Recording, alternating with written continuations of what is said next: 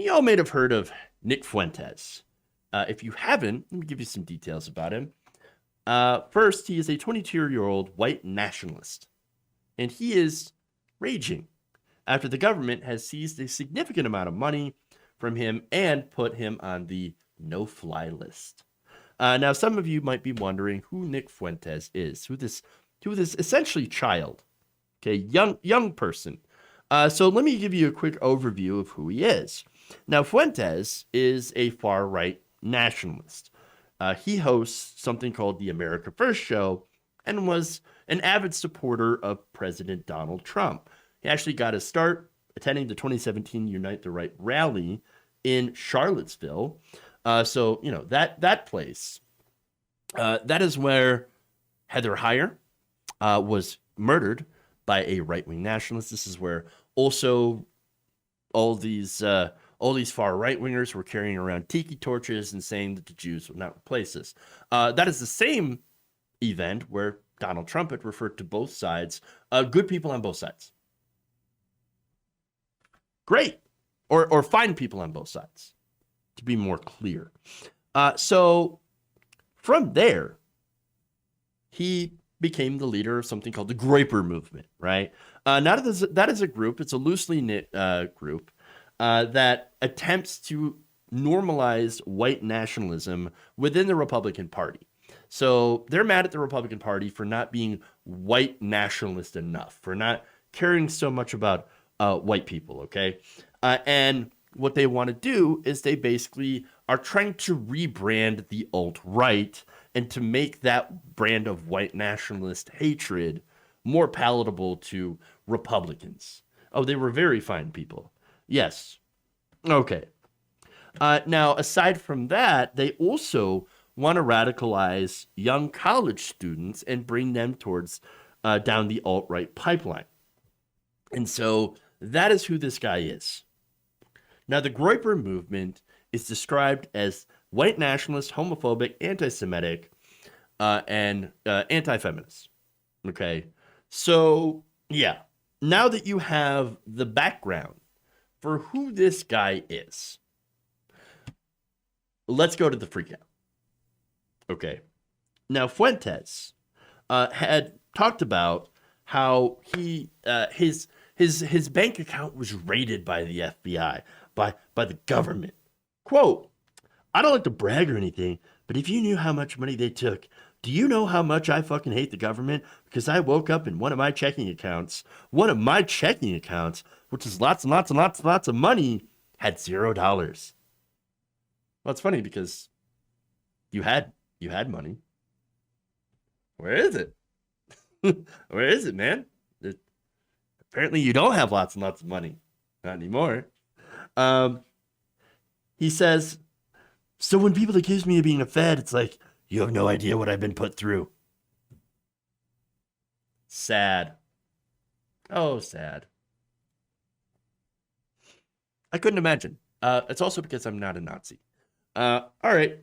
Now, it's not clear how much money was taken from Fuentes' account, but he says that it's near 6 figures.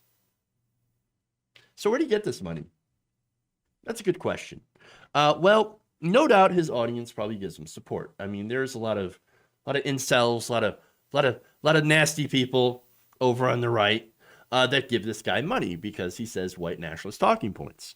He also gets money from other prominent wealthy white nationalists. One example, apparently Fuentes received a $250,000 donation from a mysterious French donor through Bitcoin. Now, I thought Bitcoin is supposed to be non-traceable. Wasn't that one of the advantages of having Bitcoin is that you don't know who, you can't like track it? Well, apparently you can track it. The donation was disclosed through an analysis or an investigation by Chainalysis, Chainalysis, a group that tracks Bitcoin. The investigation found that the donor was a French computer programmer who had transferred a total of $522,000 to various U.S. far-right figures. The largest went to, of course, Mr. Fuentes. Now, in a suicide note, oh man, this got dark. In a suicide note published as a blog, the donor expressed support for far-right views, including the false belief that George Floyd died from a drug overdose and the idea that COVID-19 is a hoax perpetuated by world governments as a justification to restrict civil liberty. It basically complete and utter lies. That's why I decided to leave my modest wealth to certain causes and people, he wrote. That's a weird hill to die on, man. But at least he's dead. Just saying. $500,000 too, by the way, is not entirely modest. That's a lot of money. That's a lot of cash. And a $250,000 donation to somebody like Fuentes, not good. That's significant. So why did the government take it? I don't know why they took his money. The FBI is not saying anything. They're also not really saying why he's on the no-fly list, but we can assume it's because of his role in possibly inciting some of the people that tried to invade the Capitol on January 6th. Fuentes, in response to that, went nuts, went crazy. Here's what he said in this rant. Maybe by 2100 we'll be able to say that white people are under attack or something. By that point, we'll be in the history books. At that point, it'll be Chinese overlords and a new Hispanic African protectorate of the People's Republic of China, teaching them about the Europeans in history class. We'll be extinct. Yikes.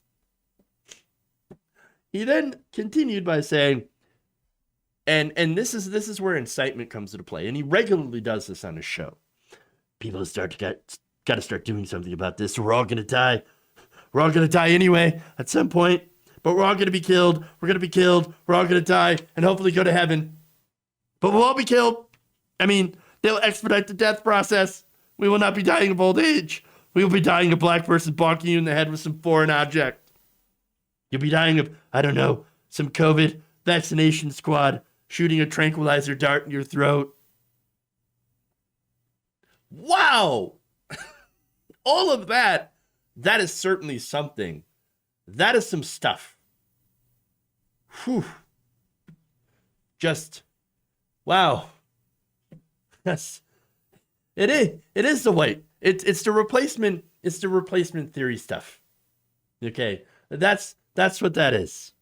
Okay. And scary is a good word for this because again, he's somebody who has I think he cultivates a pretty big audience on the social medias.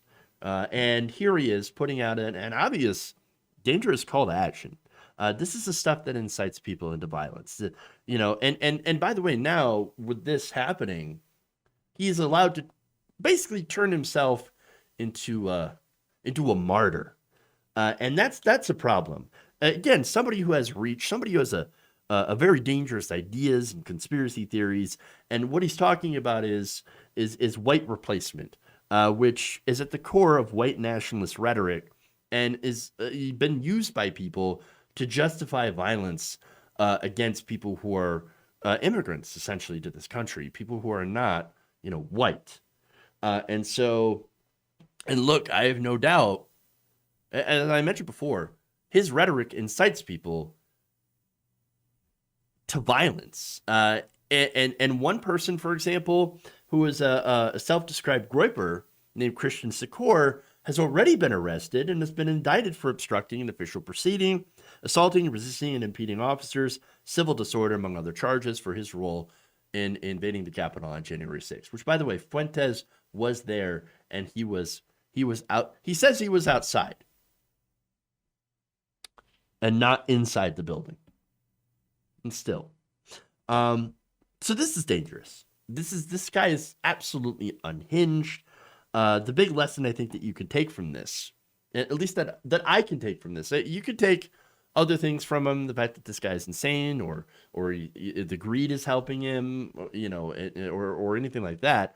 The thing that I want to take from it is that and I hear this a lot from libs, so I'm really kind of targeting that this message to you guys and gals. This thinking will not go away if the older generations are left for themselves. Okay, this is not a situation where, don't worry, we just need to wait for the racist old people to die. No, no, that's not it. Okay. The alt-right movement is actively recruiting younger people. They're going into the colleges. They're going into the, into chat rooms, into the 4chans, and all that, into the games, the video gamers. And they're going in and recruiting people from there. Young men, boys. They're exposing them to alt-right ideology. And that's something that we need to pay attention to that. Okay? You cannot just wait for this to die off. That is not a thing that you can do. What you have to do is de-radicalize people. You have to take them from the alt-right. Okay? You've got to lead them away from people like this. These unhinged bad actors, okay? You've got to bring people back from reality, away from the hate. As you say, ignoring this will not make the problem go away. We have to get at the root of white supremacy. We have to root it out, and we have to challenge and stop these bad actors from radicalizing more people. That is how you ultimately stop the ideology. If you enjoyed this video, please give us a like and share with your friends. You can subscribe and help out the channel by becoming a patron. It's patreon.com/Jeff Waldorf, or you can become a channel member as well by hitting the join button below.